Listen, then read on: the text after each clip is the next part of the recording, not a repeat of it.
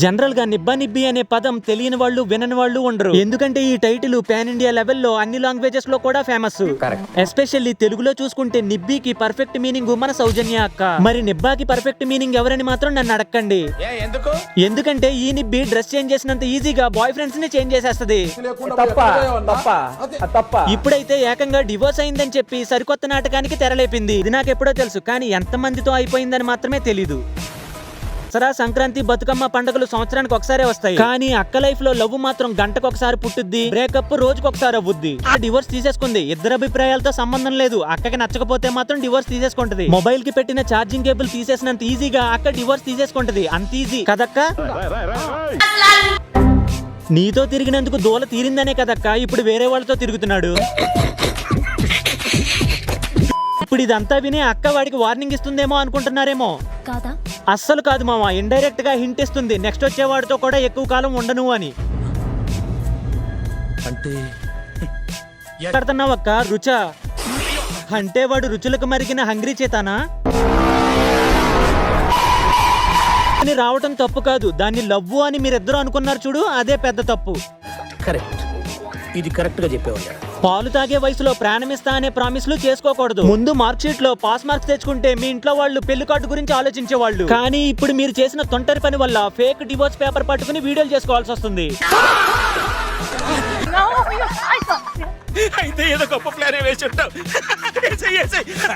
ప్రతి చిన్నదానికి బ్రేకప్, ప్రతి గంటకి ప్యాచప్. ఇది రిలేషన్షిప్ లేక కరెంట్ స్విచ్ ఇష్టం వచ్చినట్టు ఆన్ ఆఫ్ చేస్తున్నారు.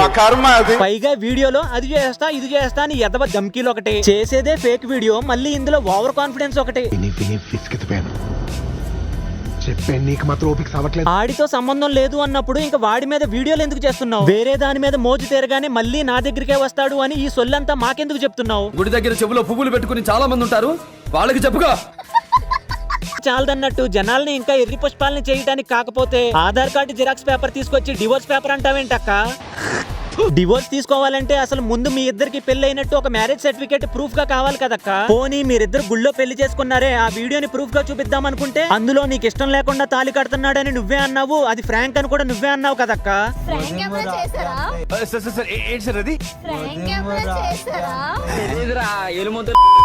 నీలాగా డివోర్స్ తీసుకోవటం ఇంత ఈజీ అని తెలియక బయట చాలా మంది కోట్ల చుట్టూరు సంవత్సరాలు తిరుగుతున్నా సరే ఇంకా సొల్యూషన్ దొరకని వాళ్ళు చాలా మందే ఉన్నారు. కానీ నువ్వు మాత్రం నిన్న పెళ్లి చేసుకుని ఈ రోజు డివోర్స్. నీ వీడియోస్ చూసి లైకులు కొట్టే నెబ్బా బ్యాచ్ కి డివోర్స్ తీసుకోవటం చాలా ఈజీ. దానికోసం మీ దగ్గరలో ఉన్న జిరాక్స్ సెంటర్ కి వెళ్ళి A4 షీట్ ఒకటి ఇవ్వండి అని అడిగితే సరిపోద్ది అని చెప్పక్క నీ నిబ్బి ఆడియన్స్ కి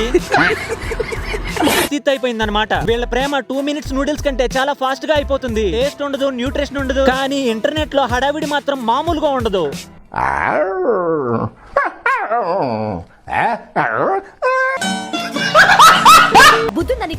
మనం చేస్తే పత్యాపారం, వేరే వాళ్ళు చేస్తే సుత్యాపారమా? మరి ఎందుకక్క అనవసరంగా వేరే అమ్మాయిని ఆడిపోసుకుంటా? మొన్నటి వరకు తమరు చేసింది కూడా అదే కదా అని నువ్వు అసలే మాట్లాడి అలసిపోయావు. ఇంతకీ కోర్టుకి వెళ్ళిన తర్వాత ఫుడ్ కోర్ట్ వ్లాగ్ కూడా అప్లోడ్ చేయక్క. లవ్ గురించి నువ్వు మాట్లాడకక్క. అసలే బయట పెద్దోళ్ళకి లవ్ మ్యారేజెస్ అంటేనే నమ్మకం పోయింది. దీనికి తోడు మీలాంటి నిబ్బిలు చేసే పిచ్చి పనుల వల్ల నమ్మకం రావటమేమో గానీ అసహ్యం వచ్చేలా ఉంది. ఇంటర్నెట్ ఫ్రీగా ఉంది కదా అని ప్రతి ఒక్కడు రోమియో అయిపోతే తర్వాత మెకానిక్ షెడ్ లో బైకులు తుడుచుకోవడానికి కూడా పనిచేయరు. కాబట్టి కెరీర్ మీద కాన్సన్ట్రేట్ చేయండి, ఇలాంటి నిబ్బీస్ మీద కాదు.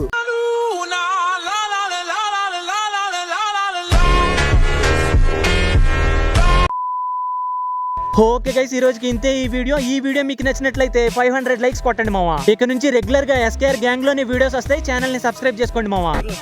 వీడియోలు చూస్తున్నా కానీ ఫాలో కొట్టట్లేదు.